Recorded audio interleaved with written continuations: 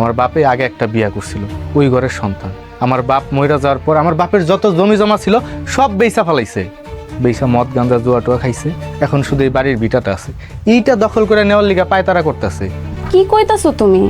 তারে দেখা তো ওইরকম মনে হইল না, দেখলে মনে হয় ভাজা মাছটা উল্টা খাইতে জানে না, আর তার পেটে পেটে এত। আরে হয়, এর জন্যই তো তাড়াহুড়া করে বিয়েটা করলাম। শোনো, ওই হলো বলদের বান্ধবীরা থাকে, আসলে কিন্তু ওই বলদ না, ওর মাথায় শুধু ক্রিমিনালি বুদ্ধি করে। বুঝলাম। আচ্ছা শোনো, তোমার একটা বুদ্ধি দেই। বুদ্ধি? কি বুদ্ধি? শোনো,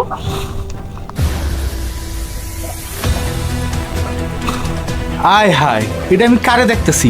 তোমার মাথায় এত বুদ্ধি? তোমার দেখে কিন্তু এরকম মনে হয় না। আগে তো কোনোদিন বুঝতে দাও নাই যে তোমার মাথায় এত সুন্দর সুন্দর বুদ্ধি আছে।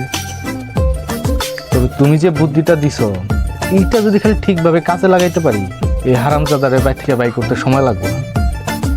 আচ্ছা, অনেক রাত হয়ে গেছে, চলো শুয়ে পড়ি।